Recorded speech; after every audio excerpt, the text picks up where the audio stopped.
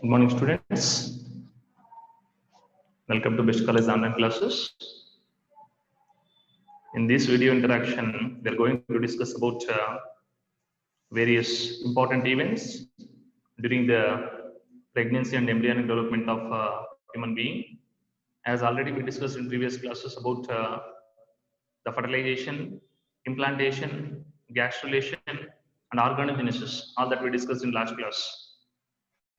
After formation of three germ layers in the gastrula, these three germ layers will differentiate into various organs and organ systems in our body that already we discussed in last class. The fate of three germ layers that are ectoderm, mesoderm, and endoderm we discussed in last class. Now in this class, we are going to discuss about the pregnancy and embryonic development. Pregnancy and embryonic development. So the next topic we are going to discuss in this class, that is pregnancy and embryonic development. Pregnancy and embryonic development. Pregnancy and embryonic development. In this topic, we will discuss about the formation and functions of placenta also. Okay. So now, what is pregnancy? What is pregnancy or gestation? It is also known as a gestation. What is pregnancy or gestation period? Pregnancy or gestation. See the time period between implantation to parturition. The time period between implantation to parturition is known as gestation or pregnancy. Is it clear? The time period between implantation and parturition, that is the delivery, is known as pregnancy period or gestation period. Okay. During this period only, all the development of embryos will be completed. The embryos will undergo various modifications, and finally that will modify as a fully formed or fully matured fetus. So after formation of fully matured fetus, the process of parturition or delivery will take place. That you have to notice here. So pregnancy is the time period between implantation and parturition. Implantation and parturition, right? That you have to notice here. See, what is the pregnancy period in human being? What is the pregnancy period in human being? Usually, we are all know that it is 9 months, means around 270 days, but it is not exact 270 days, plus or minus 1 week. Okay, so it will mainly depends upon the hormone levels in the body of a female. So gestation period in human is 9 months. Literally, it is actually 270 days, but plus or minus 1 week that you have to notice. So during this 9 months of gestation period or pregnancy period, the embryo will undergo many modifications. Finally, that will form a fully matured fetus, which can able to survive outside the body of a mother. So that are the modifications that will take place during the embryonic development here. Is it clear about the pregnancy? What is pregnancy and what is the pregnancy period or gestation period in human being? In human being, the gestation period in man, it is around 270 days. But for every animal, especially for a group of animals, plus or minus 1 week, plus or minus 7 days that we have to notice here. Along with that, it will observe the gestation periods of different organisms. For example, see in the mouse. In the mouse, what is the gestation period? 19 to 20 days. 19 to 20 days is the gestation period in the mouse. And after that, in rabbit, the gestation period is just 32 days. In rabbit, gestation period 32 days. In ass, that is a female donkey. In this female donkey, the gestation period is 365 to 370 days. 365 to 370 days gestation period in the ass. And in cow, 282 days.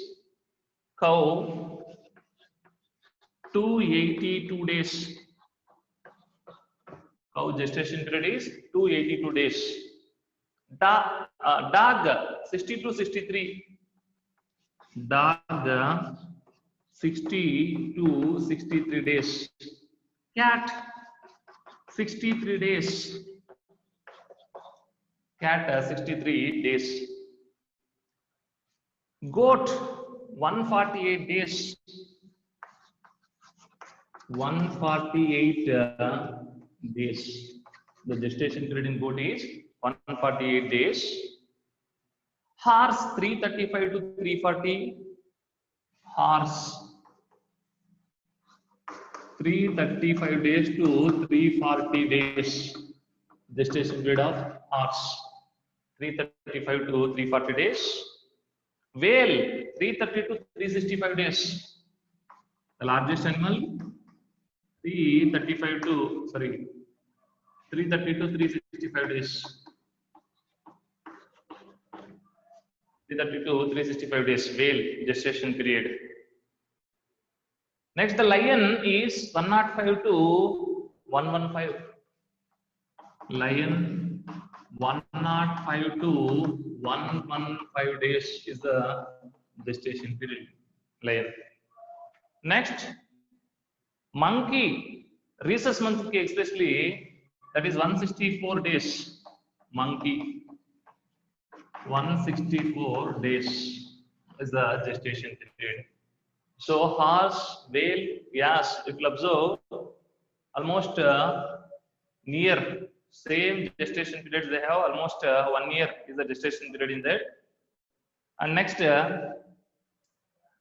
sheep 148 days.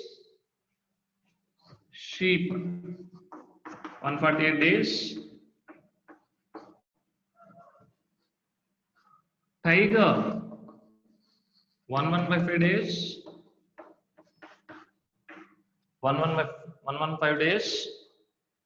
And the longest gestation period we can notice in the elephant.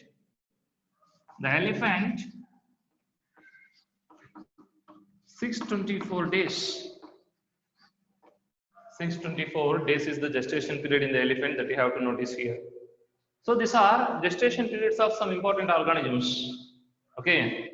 So some well-known animals, their gestation period or pregnancy period I mentioned here that you have to notice. So here the gestation period of these animals in the man, that is 9 months, 270 days, but it is not exact, plus or minus. For every animal, it is not exact fixed number of days. It may modify plus or minus 1 week or plus or minus 1 day. Okay. So if you see the mouse, only 19 to 20 days. Rabbit 32 days. Ass, that is the female donkey, it is about 365 to 370 days. Cow 282 days. Dog 60 to 63 days. Cat 63 days. And goat 148 days. If you observe, sheep also same. Okay. And horse 335 to 340 days. Whale 330 to 365 days.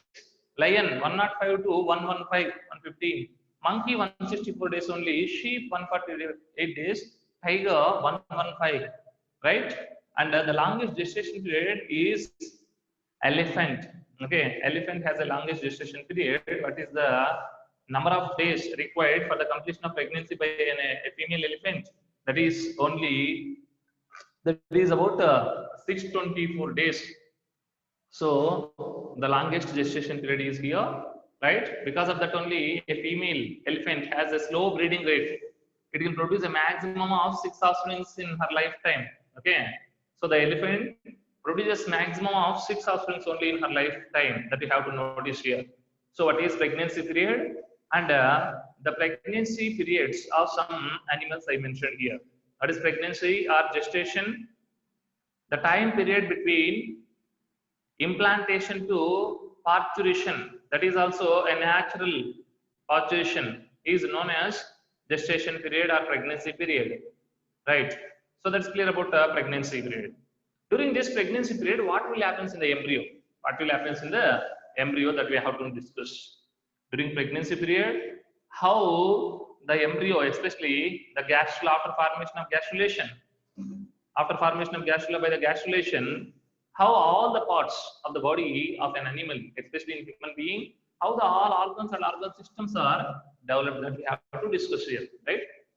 Before going to discuss that, before going to discuss it, first of all, you have to know how the embryo will get all the requirements.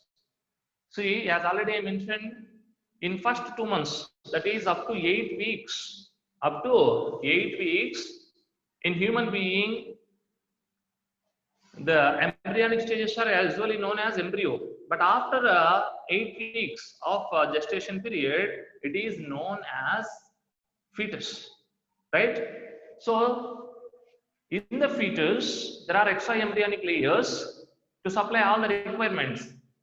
But after reaching a particular stage, after reaching a particular time period, that is by the ending of 3rd month of pregnancy, there is formation of a real firm connection, a close intimate between fetus and the mother, that is placenta. So first we will discuss about the placentation, that is a placenta formation.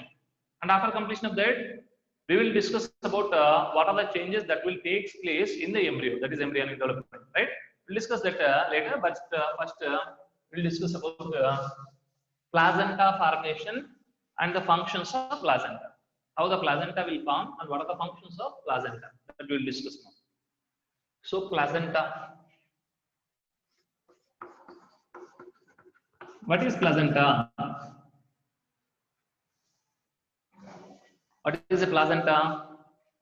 Placenta is an intimate organic connection between mother and fetus. An intimate organic connection between mother and fetus, which act as a structural and functional unit between mother and fetus. Okay, so it is actually the structural and functional unit that maintain a contact between mother and fetus. Mother and fetus. So now write down what is placenta. Placenta is an intimate organic connection, an intimate organic connection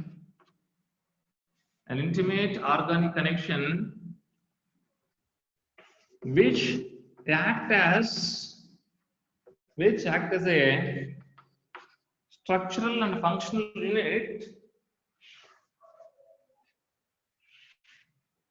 which act as a structural and a functional unit between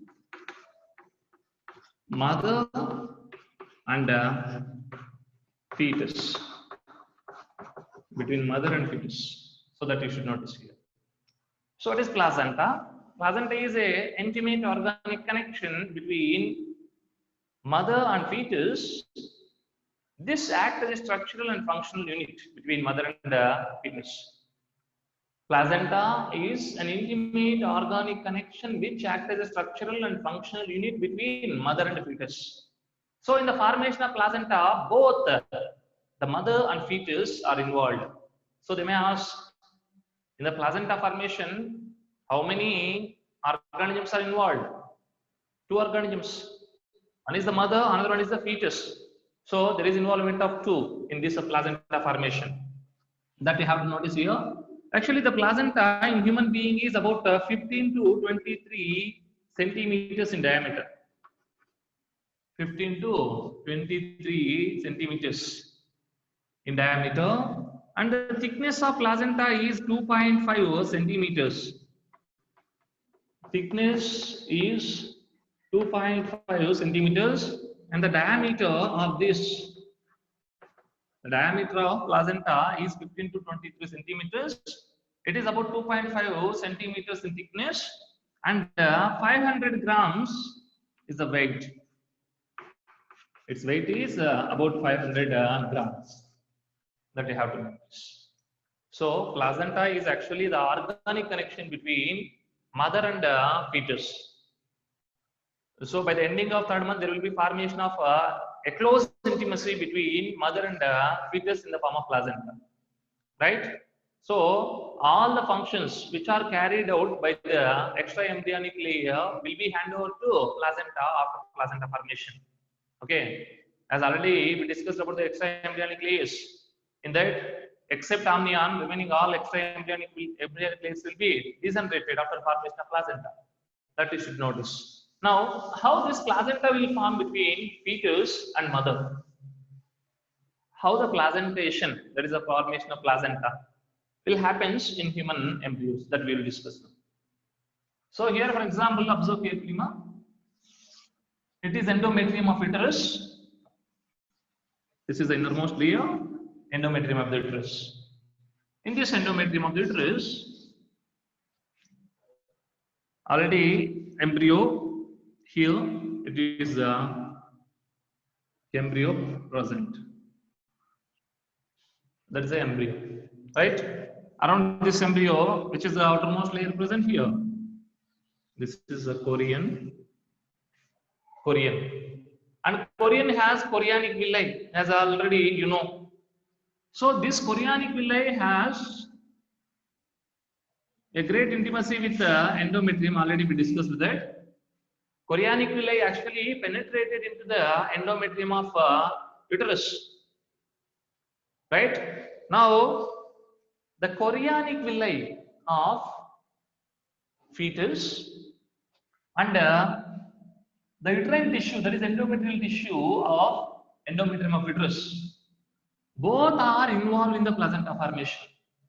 In the formation of placenta, which are involved, the chorionic villi of fetus and the endometrial tissue of the mother.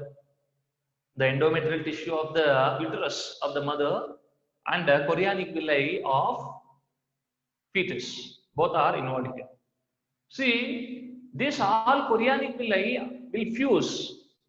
Chorionic villi will fuse, that leads to formation of, we'll see, that leads to formation of the fetal part of placenta. The chorionic villi will fuse and forms the fetal part of placenta. It is fetal part of placenta. Fetal part of placenta. If you observe to this, for example, chorionic villi are fused and leads to formation of fetal part of placenta. And next to that, the maternal part of placenta is formed by endometrial tissue. If you observe here, this is endometrium. The endometrial tissue will modifies into the maternal part of placenta. Right?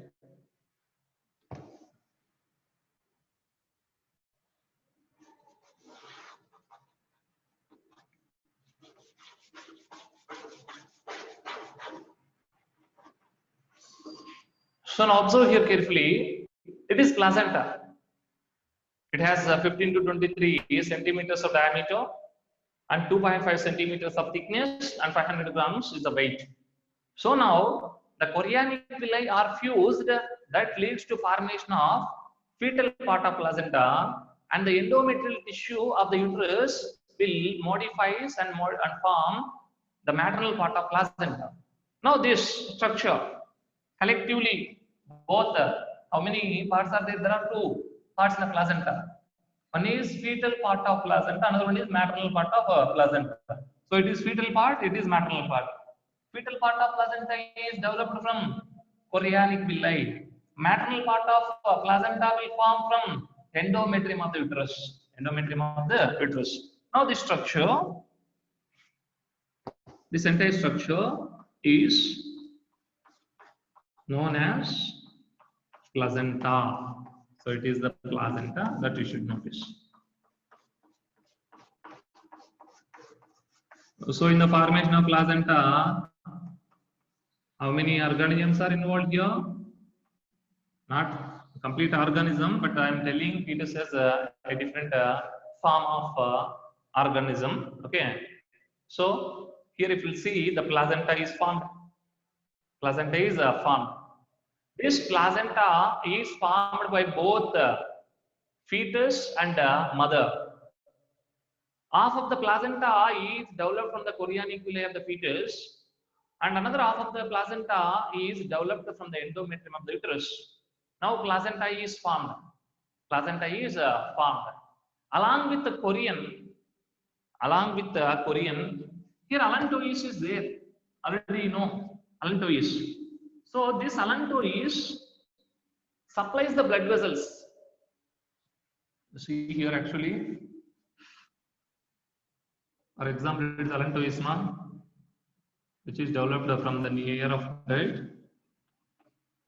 So that is allantois. The blood vessels which is required to connect the placenta with the fetus, and the blood vessels which will be distributed in the placenta, especially in the fetal part of placenta, are supplied by allantois. So the blood vessels of fetal part of placenta are derived from blood vessels of allantois. So how many extra embryonic layers are involved in the formation of fetal part of placenta? 2 extra embryonic layers. One is the chorion, another one is allantois. Chorion and allantois both are involved here, right? The chorionic villi are fused and form the fetal part of placenta, but the blood vessels for this part will be supplied by allantois. So chorion and allantois both are involved in the formation of placenta. That you should notice here. Is it clear? Placenta is formed now. Placenta is formed. But if you see here carefully, it is the fetus, it is the placenta. There is a gap between fetus and placenta if you observe carefully.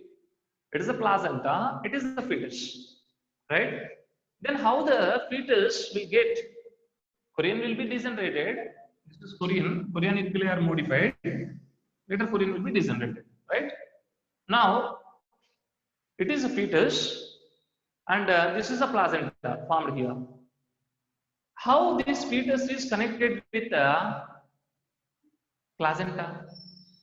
For that purpose, there is formation of a small thread-like structure in between these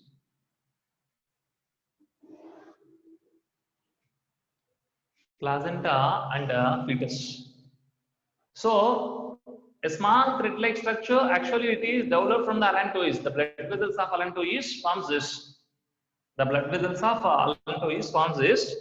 What is this structure? It is known as umbilical cord. Umbilical cord. So, which structure connects the fetus with placenta? Umbilical cord. This is placenta. This is placenta. This is umbilical cord. This is a fetus. Did you get where the fetus, where the placenta is formed, and how the placenta will connect with the fetus? So to connect the placenta with the fetus, there is formation of a small thread-like structure which is known as umbilical cord. Actually, it is developed from which extra embryonic layer? That is allantois. From the allantois, from the blood vessels of allantois only, mainly the formation of umbilical cord takes place, that we have to notice here. Right? Is it clear? Right. That is a simple information about the formation of placenta and formation of umbilical cord. But one thing you should notice here, in the placenta, the blood of both mother and fetus are present, because 50% of placenta is fetal part, 50% of placenta is maternal part. Because of that, here if you observe carefully, up to 50% of placenta, the blood vessels of fetus is there, and another 50% of placenta, the blood vessels of mother is there. So because of that, in the placenta, 50% of fetal blood and 50% of maternal blood is flowing, but without mixing. There is no mixing. The blood vessels of mother will distribute up to 50%. These are capillaries are closed like this, right? And the blood vessels from the fetal part also distributed, but that are closed. So they have closed ends. They never mix. They never mix. There is no chances for the mixing of blood. Okay, so that you have to notice here. In the placenta, 50% of fetal blood and 50% of maternal blood is present.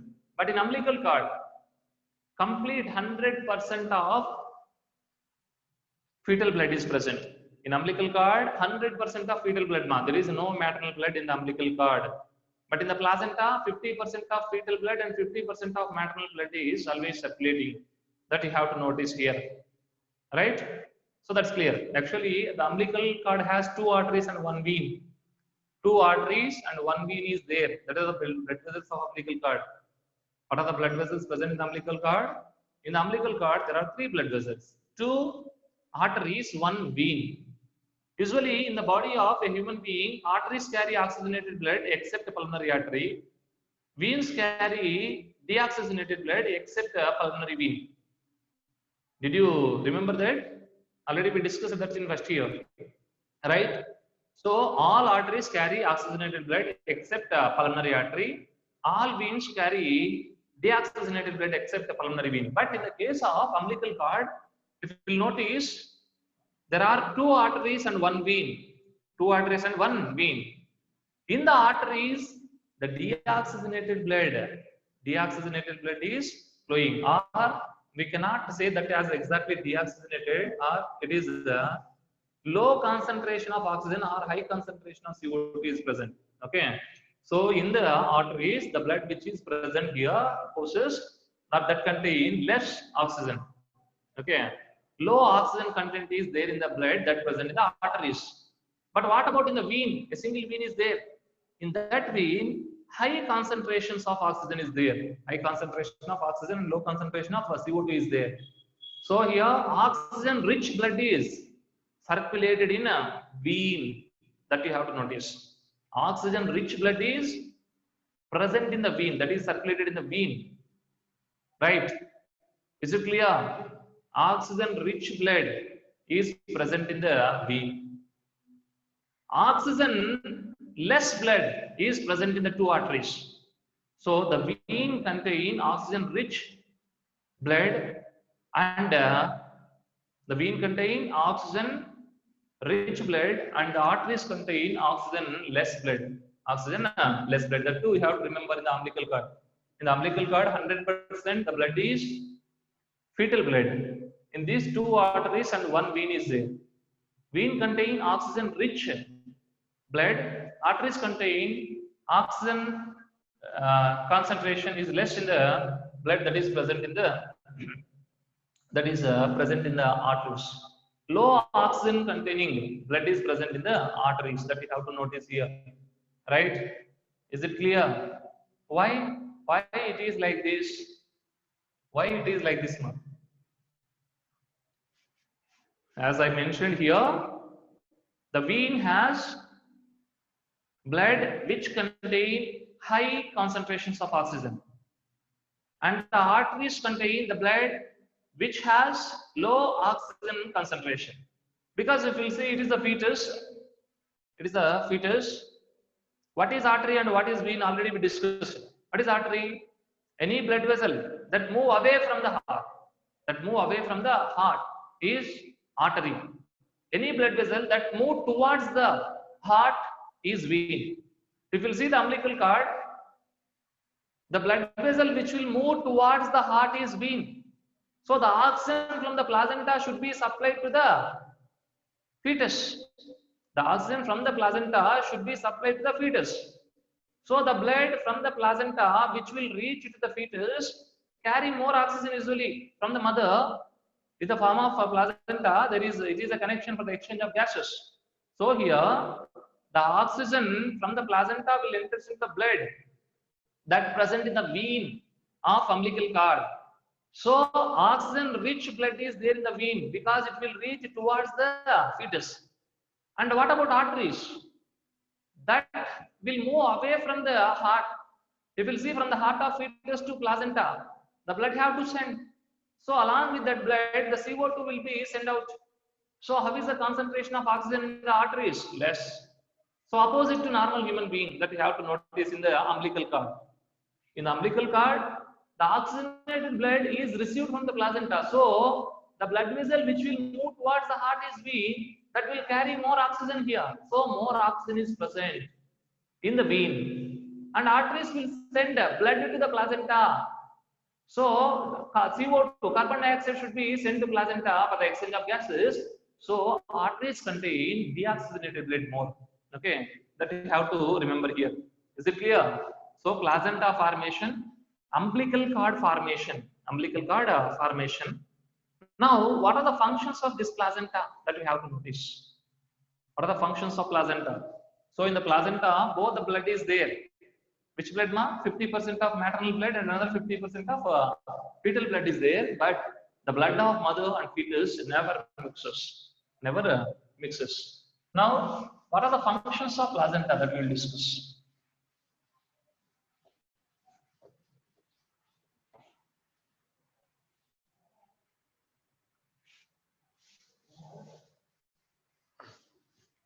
Functions of placenta.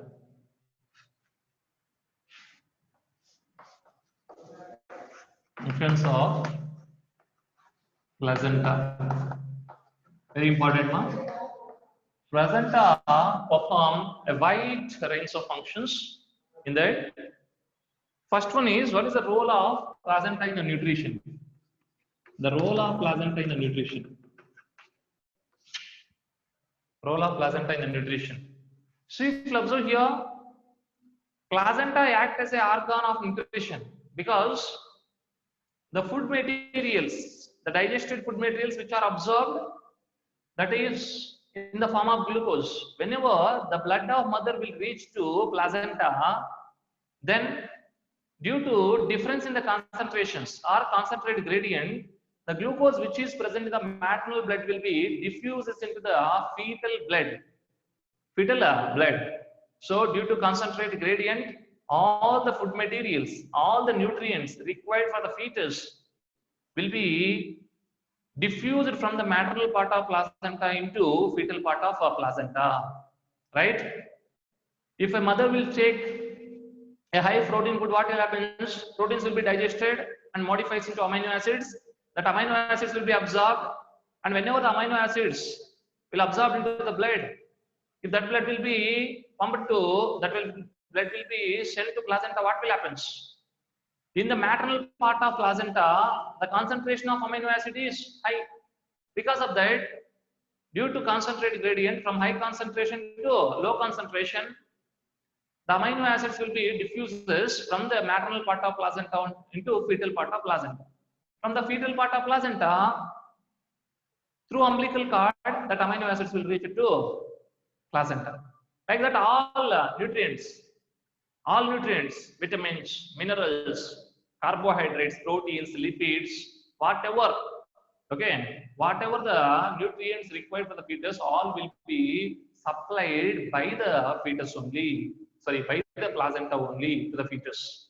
Before formation of placenta, who did this work? That is chorionic villi of chorion with the help of amnion and amniotic fluid. That already we discussed. Now, the first function is nutrition. Nutrition. Placenta helps in the transport of food materials to the fetus. Placenta will send all the nutrients required for the placenta, for the fetus. That is a nutritional function. And after that, respiration. Respiration. As already I mentioned there, the exchange of gases between fetal and maternal blood takes place in the placenta. So whenever the mother inhale oxygen, if a mother inhale the air, in that, after exchange of gases in the alveoli of lungs, the oxygen will enter into the blood. So this oxygen-rich blood will reach the maternal part of placenta. Whenever the partial pressure of oxygen is high in the maternal part of placenta, then the oxygen will diffuse into the fetal part of placenta. Right? From that, through umbilical cord, the oxygen will reach into fetus. At the same time, the carbon dioxide, which is produced in the metabolic activities in the fetus, due to its high partial pressure, will diffuse into the blood that present in the arteries of umbilical cord. Then that blood will reach to fetal part of placenta, from fetal part of placenta to maternal part of placenta. Okay, that is nothing but into the blood of mother, into the blood of mother.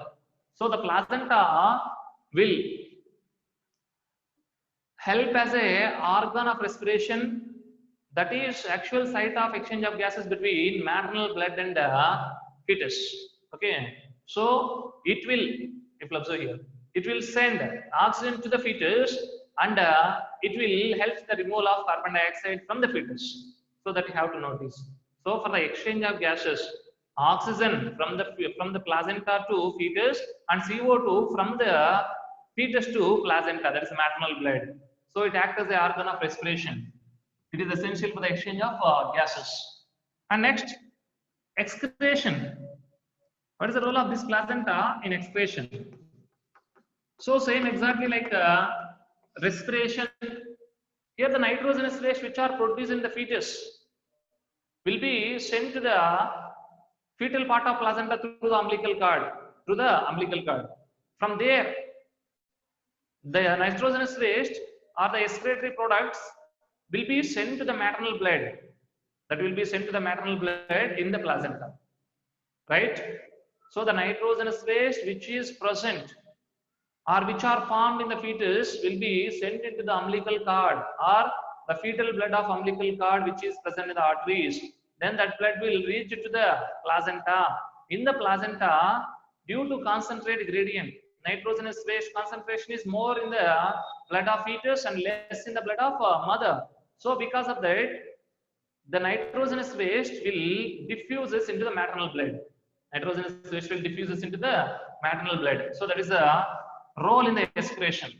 So it is the main organ for nutrition, respiration, and excretion. Along with that, storage. Placenta acts as the organ of storage because placenta can store glycogen and fats. Placenta can able to store glycogen and fats, that is lipids, right? So why the placenta should store this glycogen and fats? The stored glycogen and fats will maintain a continuous supply of food to the fetus. If a pregnant female cannot take food, if she is in fasting, or if she cannot able to take the food at that time, which will supply food to the fetus, that is nothing but the stored food materials which are in the form of glycogen and fats. So it stores the food in the form of glycogen and fats. Whenever there is scarcity of food in the maternal blood, scarcity of glucose in the maternal blood, then this glycogen will be sent to the fetus. That we have to know. So it is a stored food materials. Okay, right? After completion of storage, next, it acts as a barrier. It acts as a barrier, wall, a protective wall. So how it acts as a barrier? See, placenta cannot allow harmful chemicals or drugs which are present in the blood of mother. If a pregnant female is to take alcohol or drugs or any other chemical substances, high concentrations of medicines, if all that will be reached to the fetus, what will happen? That leads to abnormal formation of organs and organ systems in the fetus, which is known as deformities. Improper development of organs in the fetus is known as deformities. Deformities is improper development of organs and organ systems in the baby, that is the fetus, or abnormal formation of organs and organ systems in the fetus is known as deformities, right? So if a pregnant female will take harmful chemicals or any drugs or even alcoholic high concentrations of alcohols, what will happen? If all that will enter into the fetus, that leads to deformities, that is abnormal formation of organs and organ systems or improper development of organs and organ systems. So placenta cannot allow the chemical substances, especially the most dangerous chemicals that leads to deformities are teratogens. Teratogens are the chemicals that leads to deformities. Teratogens are the chemical substances that leads to deformities of the fetus. What is deformities of the fetus? That is improper development of organs and organ systems. Improper formation of organs and organ systems is deformities. So which are the chemicals that are responsible for that? Teratogens, right? Teratogeny is a abnormality in the embryonic development. What is teratogeny? The abnormal development of organs and organ systems due to teratogens. due to teratogenesis is known as teratogeny. That is nothing but like a deformities, right? So now placenta act as a barrier. Placenta act as a barrier that should not allow the chemicals or harmful drugs into the placenta. So it is protective in nature. It acts as a barrier and protects the fetus from the deformities. That is the action. Action as a barrier, function as a barrier. But some microorganisms may pass through the placenta and enters into the body of fetus. For example, the microorganisms like causes for measles, the viruses which causes for measles can able to enters into the viruses which causes for measles, polio will enters into the fetus through the placenta. Placenta cannot able to avoid these pathogens because these are very small that can easily cross the placenta and enters into fetus. So measles and polio viruses can able to enter into the fetus, and along with that syphilis, the bacteria, Treponema pallidum. This syphilis is a sexually transmitted disease. Syphilis is a sexually transmitted disease which is caused by a bacteria Treponema pallidum. Treponema pallidum. This bacteria also crosses the placenta and enters into the fetus. So even it acts as a barrier, but up to a limit only. Up to a limit only, not a complete barrier. Even if the concentration of drugs is very high, placenta also cannot able to stop that. So up to a level, placenta will prevent the entry of drugs and chemicals in the fetus. But whenever the levels will abnormal in the blood of mother, placenta also not able to stop the entry of the drugs into fetus. At the same time, it cannot able to prevent the entry of some microorganisms like viruses and some bacteria, measles, polio, and syphilis. That type of pathogens can pass through the placenta and enters into fetus. That we have to notice here. So that is as a function as a organ of barrier organ. Next. After that,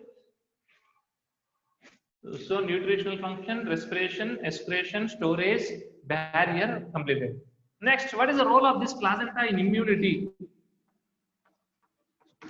Placenta play an important role in the development of immunity in the fetus because through the placenta, a type of antibodies will transported from the mother to fetus.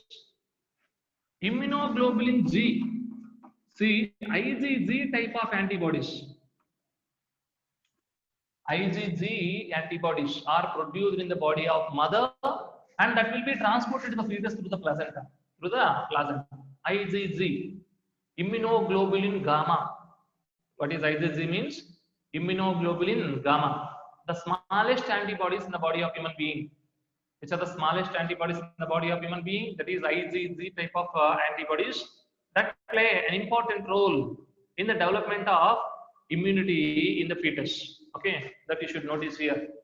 So by birth, every living organism will born a resistant power to fight successfully with the disease-causing agents. That is known as innate immunity. So in the innate immunity, IgG antibodies will be supplied from the placenta to fetus. So once again, IgG antibodies will be transported from the mother to fetus through placenta. Important. So IgG type of antibodies are the smallest antibodies. These antibodies play an important role in the development of innate immunity in the fetus. The IgG antibodies which are produced in the body of mother will be transported to the body of fetus through placenta. So placenta act as a transporting channel for the IgG type of antibodies that you should notice here. So placenta transports IgG type of antibodies from the mother to fetus. This IgG type of antibodies are essential for the development of immunity in the fetus. So placenta have a role in the immunity also. Placenta has a role in the immunity also that you should notice here. Is it clear, ma? Right? Which type of antibodies is important? Which type of antibodies? That are IgG type of antibodies will be transported from the mother to fetus through placenta. Next, after these functions, one more main function, that is it acts as a temporary endocrine gland. Endocrine function of this endocrine function. It acts as a temporary endocrine gland. What is the role of placenta in this endocrine function? How this placenta play a vital role as an endocrine gland? See, placenta secretes some important hormones during the pregnancy. Placenta secretes HCG, human chorionic gonadotropin hormone. It secretes, shall I erase this one? Respiration, nutrition, and all. Now, what are the hormones secreted by placenta?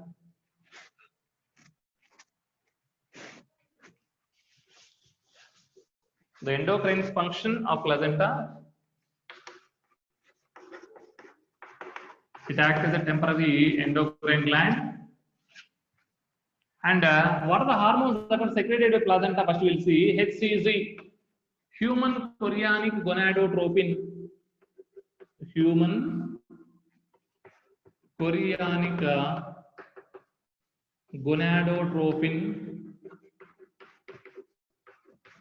chorionic gonadotropin, HCG.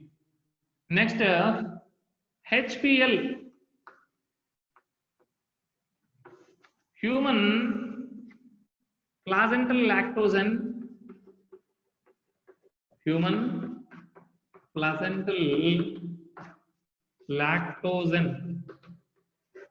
This hormone HPL is also known as HCS, human chorionic somatomamotropin. It is a former name of this ma. Now we are calling this as a HPL. But what is the former name of this HPL? Human chorionic somatomamotropin. Both are same. Somatomamotropin. Human chorionic somatomamotropin. That is secreted by placenta. And after that, estrogen, progesterone,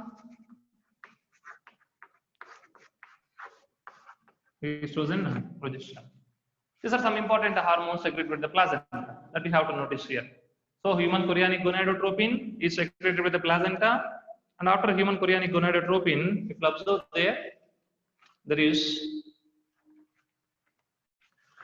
HCS, that is the human chorionic somatomamotropin, or HPL, and even estrogen and progesterone also secreted by the placenta. Okay, right? Now we have to discuss about the functions of these hormones.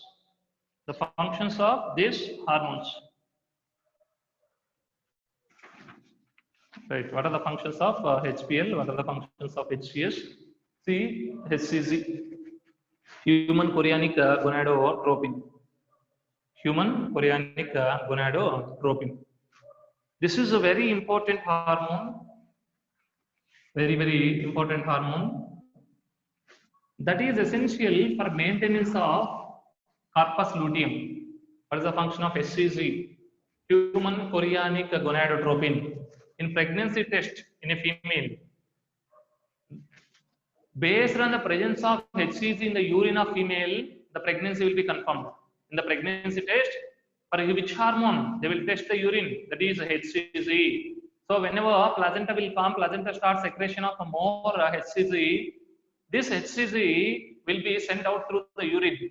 Okay, the presence of HCG in the urine is the confirmative test of pregnancy. So in the pregnancy test, which hormone they are using? That is HCG, human chorionic gonadotropin. This is a hormone which will send out through the urine of a pregnant female. In the urine of a pregnant female, which hormone is present? HCG, human chorionic gonadotropin. It is actually secreted by the placenta. What is the use of this HCG, human chorionic gonadotropin? HCG is essential for the maintenance of corpus luteum during the pregnancy. During the pregnancy, progesterone should be secreted continuously. So, which will secrete the progesterone? That is actually corpus luteum. To maintain that corpus luteum, HCG is required. So, actually, placenta will form by the ending of 3rd month. From then, HCG will be secreted up to 6 months. Continuously, the progesterone is secreted by only corpus luteum. So up to 6 months, progesterone which is required for the maintenance of pregnancy is secreted by only corpus luteum. So to maintain that corpus luteum up to that, HCG is required. After 6 months, HCG concentration will be slowly decreases. At the same time, the size of corpus luteum will be reduces. At the time, placenta will start secretion of progesterone. So that you should notice. A maximum period during the pregnancy, the progesterone will be secreted by the corpus luteum. To maintain that corpus luteum which is required, human chorionic gonadotropin is required. It's very normal. In a normal female, corpus luteum will be maintained by luteinizing hormone up to a limited period. Up to a limited period only. But to maintain this for a long period of time during the pregnancy which is required, HCG is required, human chorionic gonadotropin is required. Next, HPL or HCS. HPL, human placental lactosen. HCS, human chorionic somatomamotropin. Both are same. It is a former name of HPL. What is the use of this HPL or HCS? Somatomamotropin or lactosen, placental lactosen. See, HPL or HCS stimulates the growth of mammary glands during the pregnancy. It stimulates the growth of mammary glands during the pregnancy period. During the pregnancy period, the mammary glands will grow in size. Which hormone is responsible for the growth of mammary glands? HPL or HCS, that you should notice. HPL or HCS is responsible for the growth of mammary glands during the pregnancy period. Is it clear? HCG is essential for the maintenance of corpus luteum during the pregnancy. HPL, human placental lactosen, it is responsible for the development of growth of mammary gland during the pregnancy. Right? You know, estrogen and progesterone. So progesterone mainly after 6th month of pregnancy, the placenta will start secretion of progesterone because the size of corpus luteum will start degeneration. The size will reduces. The corpus luteum size will be slowly reduces after 6th month of pregnancy. Then the progesterone will be secreted by placenta, and also it secretes estrogen. That you should notice.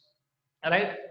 Along with this, at the last stage of pregnancy, or at a terminal stage of pregnancy, or at the time of parturitional stage, at the time of delivery or parturition, or in the last days of pregnancy, one more hormone is secreted by ovaries actually. Ovary. The ovary secretes one more hormone during the last days of pregnancy, that is relaxin. During last days of pregnancy, a hormone is secreted by ovaries, that is relaxin. What is the use of this relaxin? This relaxin plays an important role in the parturition. In the delivery, relaxin is essential to relax the pubic symphysis joint of pelvic girdle. Pubic symphysis joint of pelvic girdle. We'll discuss that at the time of parturition, but remember, relaxin loosens. See, the two coxal bones of pelvic girdle are connected on ventral side with the help of a joint. That is already we discussed in first year. Pubic symphysis. Pubic symphysis joint is there. It is amphiarthrosis joint. It is slightly mobile joint.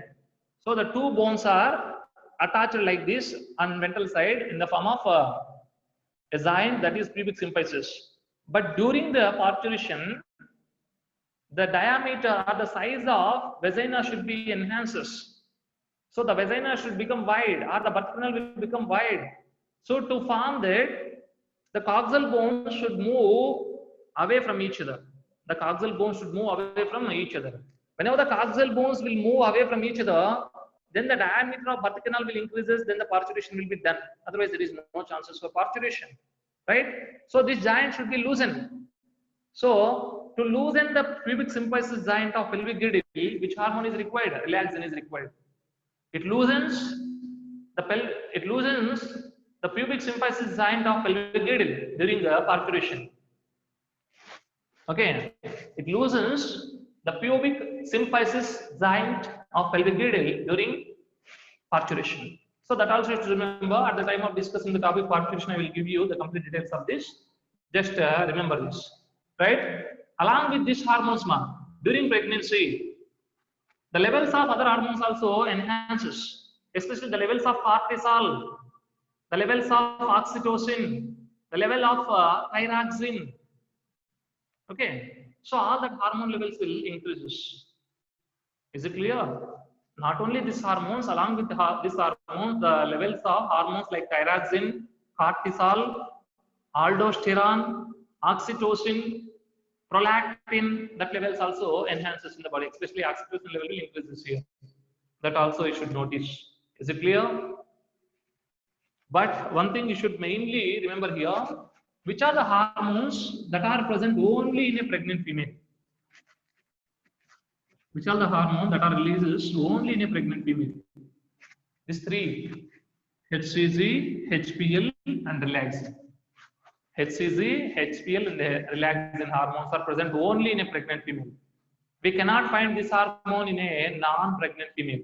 But we will see estrogen, progesterone, prolactin, oxytocin, that hormones are present even in a non-pregnant female. But which hormones are present only in a pregnant female? HCG, HPL, relaxin. In this, which hormone will produce first by the placenta? HCG. And which is the hormone that secreted in last stage of pregnancy or during last days of pregnancy?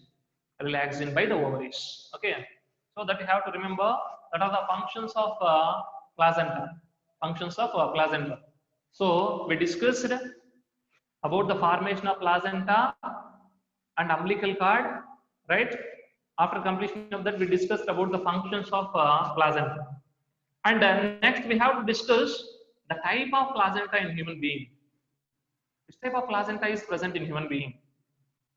Based on its formation, which type of placenta, that we have to discuss. Before going to discuss about the type of placenta in human being, take a short break. Students, let us continue the details about the placenta. As already we discussed the process of formation of placenta. After that, we discussed about the functions of placenta.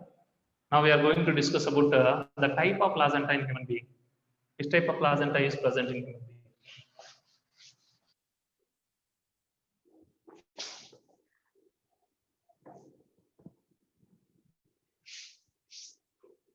In human being, the placenta is known as chorioallantoic placenta.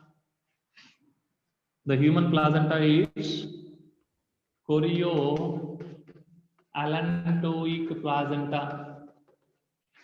See, based on the extra embryonic layers that involve in the formation of placenta, the human placenta is known as chorioallantoic placenta. Based on extra embryonic layers that involve based on the extra embryonic layers involved based on extra embryonic layers involved in the placenta formation based on extra embryonic layers that involved in the formation of placenta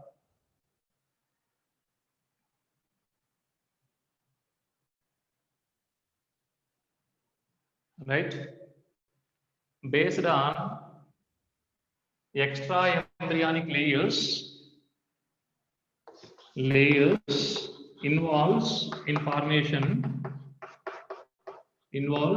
in formation of placenta. The placenta is known as chorioallantoic placenta.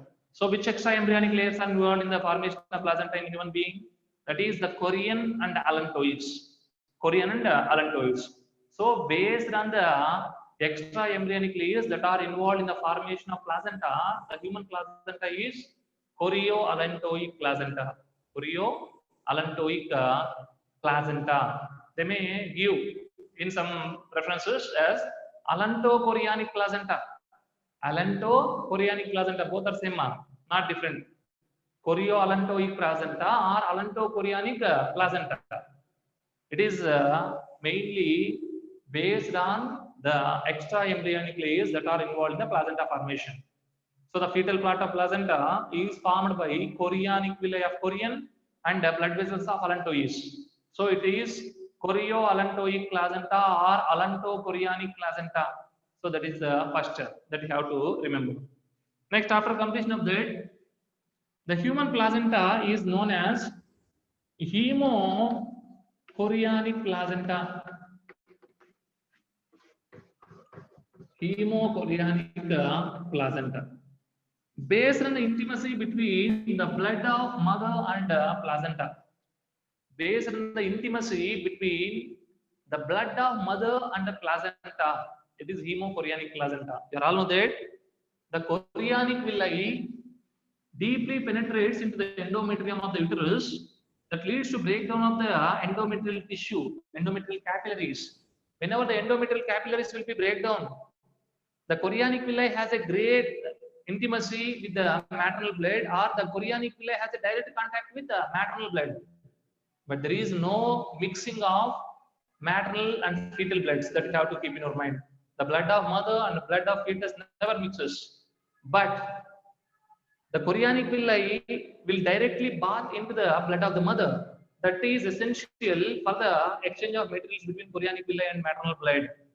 So here, based on the intimacy of a chorionic villi with maternal blood, based on intimacy of a chorionic villi with maternal blood, it is which type of chorion? Is which type of placenta? It is hemochorionic placenta. As already I mentioned, the chorion of human is known as hemochorion. So the chorionic villi has a direct contact with the maternal blood. Chorionic villi has a direct contact with the maternal blood, so it is hemochorionic placenta. Hemochorionic placenta. That also should notice here. So based on the type of extra embryonic layers involved in the placenta formation, it is chorioallantoic placenta, and based on the intimacy between maternal blood and the chorionic villi, it is hemochorionic placenta. Hemochorionic placenta. Next.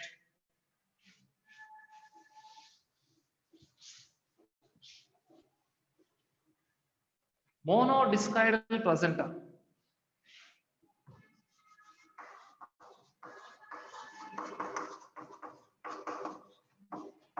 Monodiscoidal placenta.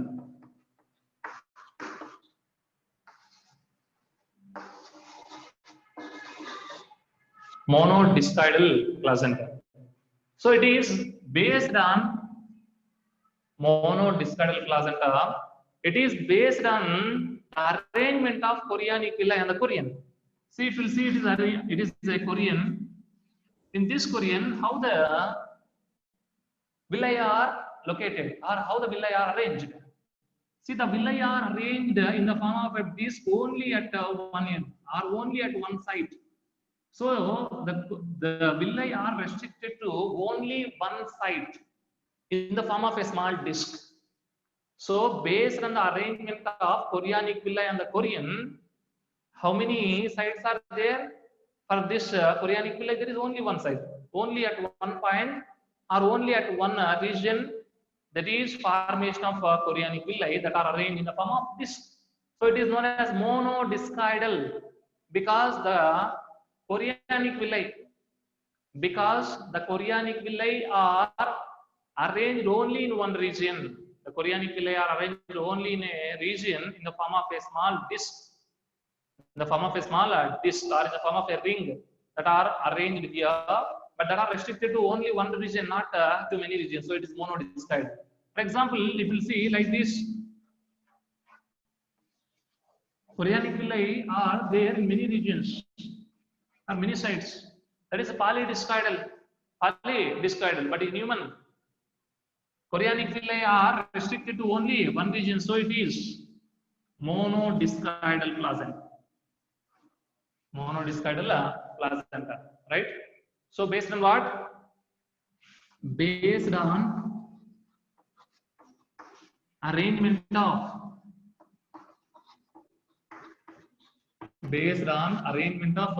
chorionic villi. Based on arrangement of chorionic villi on Korean. Based on arrangement of chorionic villi on Korean, it is which type of placenta?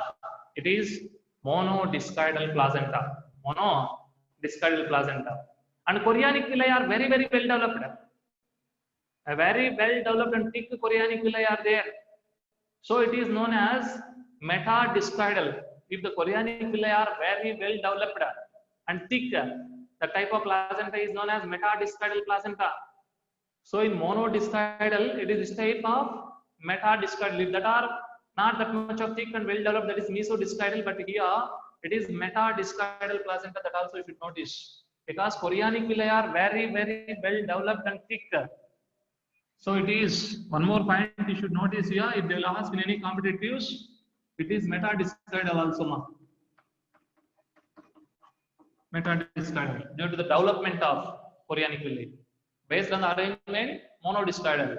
Based on the development of villi, thickness and the developing nature of the villi, it is metadiscoidal. Very well developed chorionic villi and very thick chorionic villi or very long chorionic villi are present. So it is metadiscoidal. Metadiscoidal, that also you should notice. And next, deciduate placenta. Deciduate placenta. The human placenta is a deciduate placenta. What is deciduea? The modified endometrium of a uterus is known as deciduea. Already we discussed that. Deciduate placenta. The formation of placenta leads to modification of endometrium of the uterus. So it is known as deciduate placenta. Placenta leads to a change. Placenta leads to a change in the endometrium. So it is known as deciduate placenta. Okay, so that we have to remember.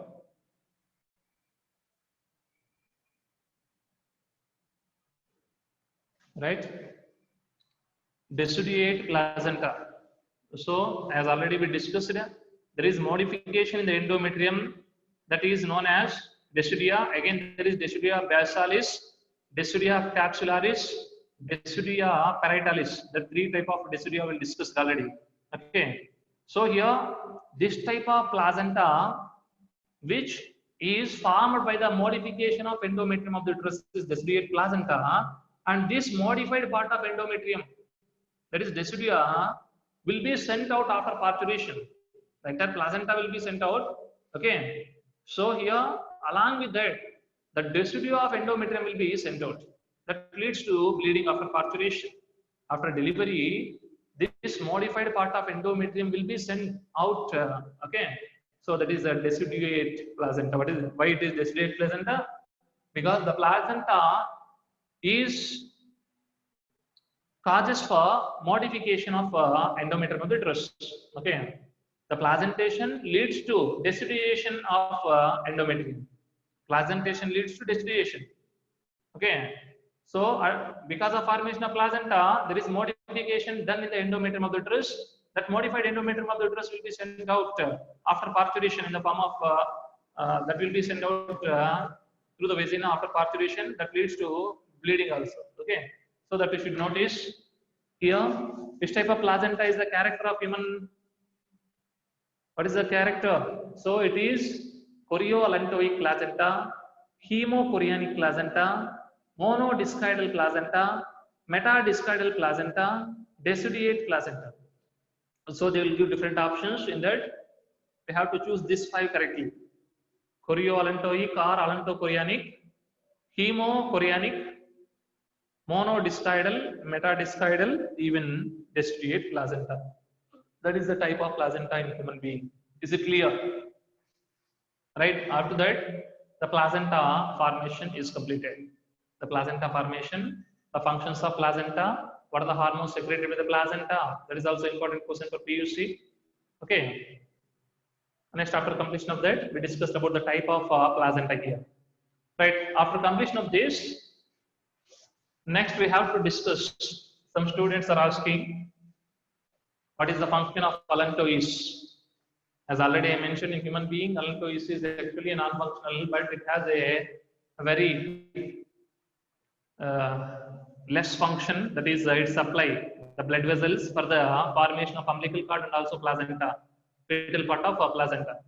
So allantois actually it cannot involve in that, but the blood vessels of allantois serves as a blood vessels for the formation of umbilical cord and also for fetal part of placenta. But what about in other animals? In other viviparous animals, this allantois and also in ovoviviparous animals, the allantois act as a extra embryonic kidney or embryonic kidney. So it stores the nitrogenous waste. Allantois is the organ of storage of nitrogenous waste, excretory products. So it is considered as embryonic kidney, kidney also, because it stores the nitrogenous waste or excretory materials. Right after completion of that, next we will discuss about the embryonic development. Pregnancy is completed now. Gestation or pregnancy is completed. I mentioned the gestation periods of different animals also here. The longest gestation period is in elephant, that is 624 days, right? If you'll see in the mouse, it is only 19 to 20. And if you'll observe opossum, a maximum of 1 week. The gestation period is maximum of 1 week. We can consider this as a least gestation period. Opossum, a maximum of 1 week, 7 days, 4 to 7 days. It is actually 4 to 7 days that you should notice. Opossum has the least or shortest gestation period. Elephant has longest gestation period. If you'll see the rabbit, only 32 days. If you'll see the cat, 63 days. Dog, 60 to 63 days. If you'll see the blue whale, 330 to 365 days. Goat and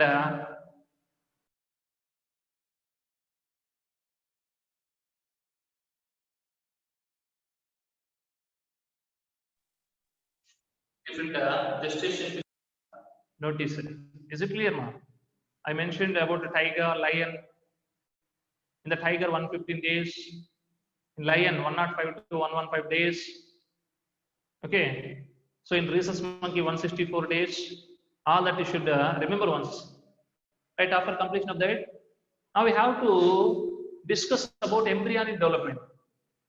What are the various changes that takes place in the embryo during gestation period? So up to 8 weeks of pregnancy, we can call this as embryo. After that, we should call that as fetus. So what are the changes that will take place in the embryo and in fetus during gestation period that we will discuss now? So embryonic development. Embryonic development. In this embryonic development, what will happen? First, we will discuss according to your syllabus. After that, some more also we may discuss embryonic development.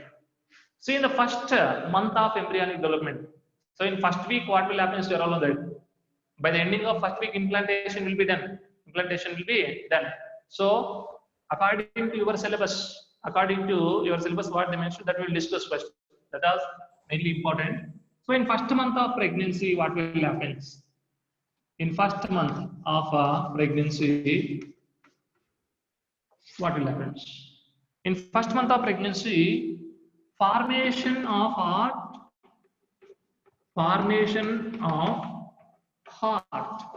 is the major function we should notice. The major event here is formation of heart. Along with that formation of heart, we can notice heartbeat. So the function of heart also, we can notice the heartbeat with the help of stethoscope. Okay, with the help of stethoscope, the heartbeat of baby can be noticed here. The heartbeat of embryo can be noticed. So in the first month of pregnancy in human being, the formation of heart takes place. After that, the heart will start beating. The heartbeat will begin. Okay, by a keen observation with the stethoscope, we can notice the heartbeat of the baby by the first month only. Okay, so in the first month only, the heartbeat will begin. Very first month. The very first month, the heart will form, and the heartbeat of the baby can be identified by a careful observation, by a careful listening with the stethoscope. We can able to identify the heartbeat also in first month. So that is in first month. In second month, what will happen?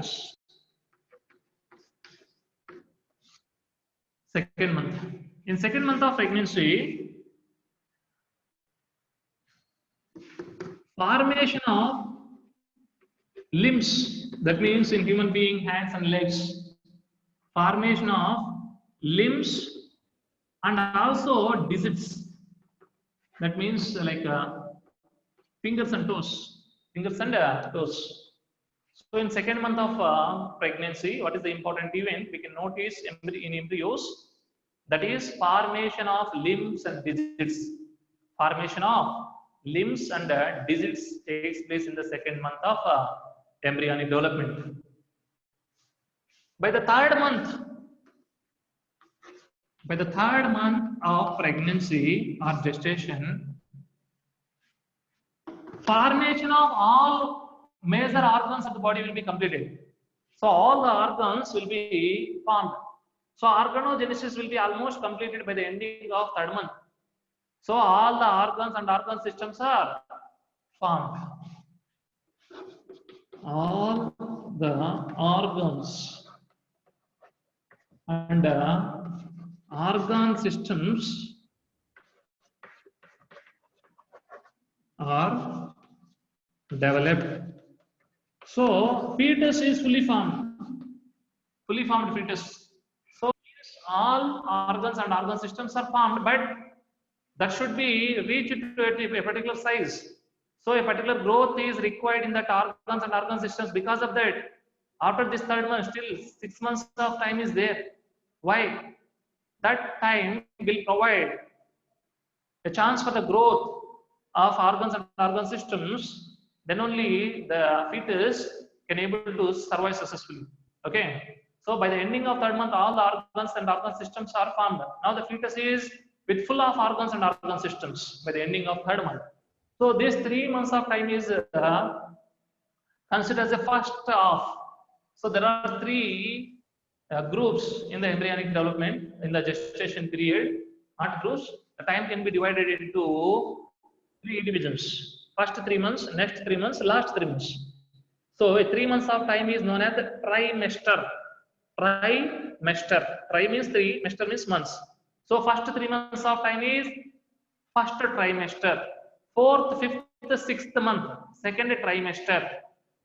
7th, 8th, 9th, third trimester. So the gestation period in human being will be divided into 3 trimesters. So by the ending of first trimester, what will happen? By the ending of first trimester, The fetus is fully formed here actually. All the organs and organ systems of the body are formed, right?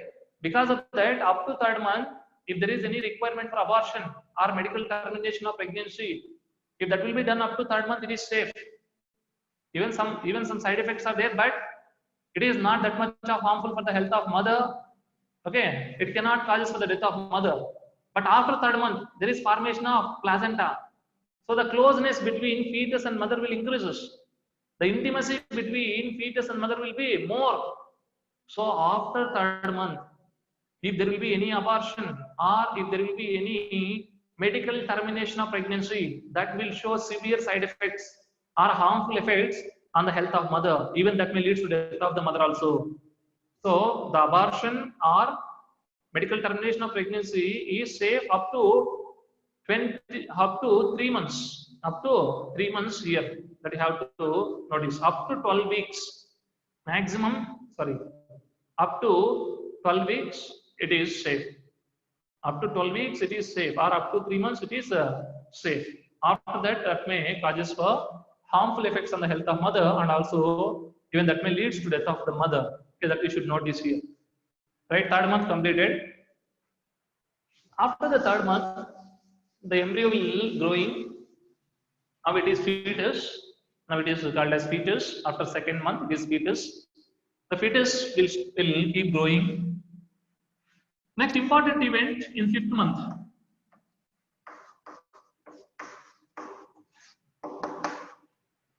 In fifth month, the first movement of fetus is notation. So here, first movement of fetus.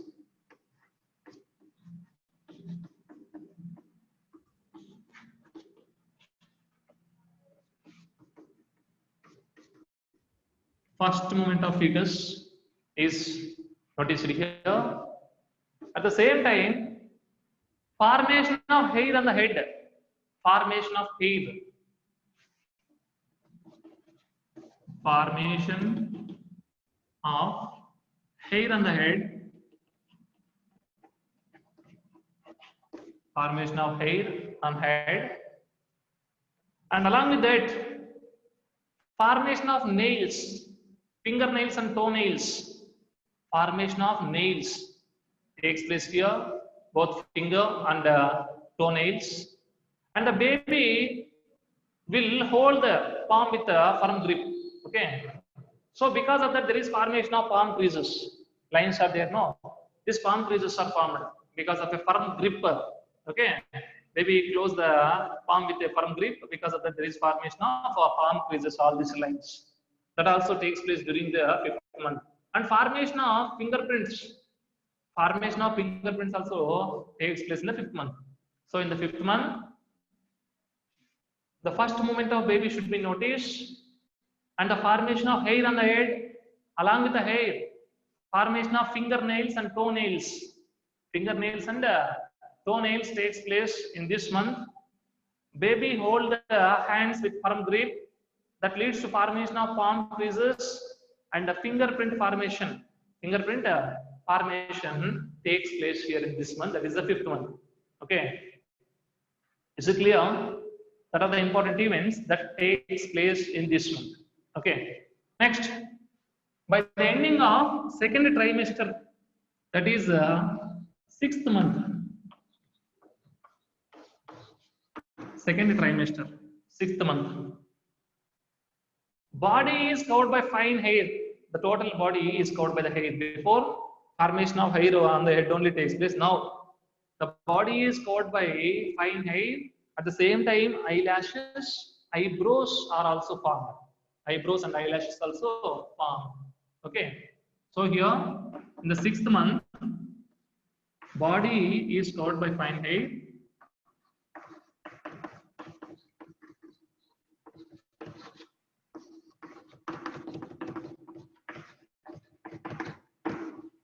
Body is covered by fine hair, and formation of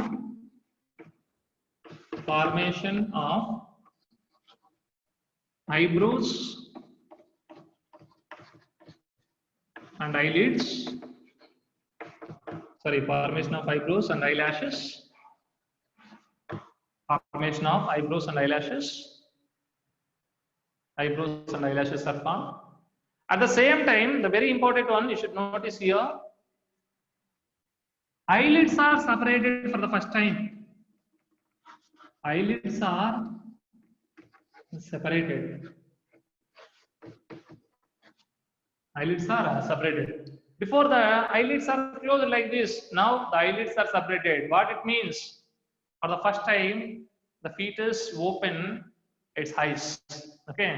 So that is happens in the 6th month of gestation period or 6th month of pregnancy period. That you should notice here. So eyelids are separated. So for the first time, the fetus open his or her eyes. That you should notice here. Is it clear? So second trimester completed. Second trimester completed. Second trimester means second 3 months of time. First trimester up to 3 months. Second trimester up to 6 months. Right? After completion of second trimester, what will happen next? Okay. According to your syllabus, they just mentioned about the 9th month. That is by the ending of third trimester. By the ending of third trimester, the fetus is fully matured and ready for parturition. Fetus is fully matured and ready for a parturition that they mentioned in your syllabus. But in 7th month, as already we discussed, in 7th month,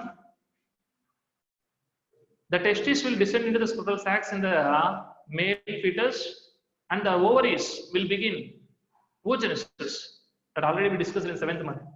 So by 7th month, the testes will descend into the scrotum in male fetus, and in the female fetus, the ovaries will begin oogenesis, right? And also in the 7th month, the fetus is actually ready for parturition. If the delivery will be done in 7th month, there will be chances for the survival of fetus. That is known as premature deliveries. Premature deliveries, 7th month. After completion of 7th month, the baby can able to survive. But postnatal care is required. Postnatal care. The baby should be kept in ICU, as you are all know in some of the areas. If you go the gynecology hospitals, especially in the case of newborn babies, if there will be any delivery in the 7th month, there will be chances for the survival. There will be chances for the survival, right? During this 7th month, vigorous movement we can notice. The pregnant female can notice vigorous movement of baby. Actually, the baby start hitting the uterus. Inside the uterus, the baby will start hitting the mother. That also the mother can notice in this. At the same time, the baby can able to respond the voice of mother. In this 7th month, the baby can able to respond in between 7th and 8th months mainly. The baby can able to respond the voice of a mother. At the same time, the baby can respond to loud sounds. The baby can respond to loud sounds. So that is happening in 7th and 8th months. So baby can notice the voice of mother, and also baby can able to identify, the fetus can able to identify loud sounds, and baby shows vigorous motility. The baby will tell to mother, I am ready to go out, I am ready to go out. Like that, fetus start beating, kicking the mother inside the uterus. By the ending of 9th month of gestation period, in the ending of actually 8th month only, the head of baby will turn towards the cervix. The head of fetus will turn towards the uterus. First head will come out during the parturition and all of that. Because of that, the head will be arranged towards the cervix. Okay. By the ending of 9th month, the fully formed or fully matured fetus is ready for parturition. The fully matured fetus will be ready for the parturition, and it will be waiting in the uterus to come out. Okay. So that you should notice, already baby took its position. That is, the head is located towards the birth canal or towards the cervix. Later, by the ending of 9th month, this baby, a fully matured baby, is ready to send out. That is parturition or delivery. How the parturition or delivery takes place? Who will send the signals? for the parturition of baby. How could the animals or how could the man know the completion of gestation period? I gave you the gestation period of elephant is 624 days. Who will tell to the elephant, you have to deliver the baby, your time will be completed, that's 624 days. How could it know? There is no calendar to count the days. Then how could the animals will come to know the completion of gestation period and how the parturition will be initiated immediately after completion of gestation period? All the details we will discuss in next class. Thank you.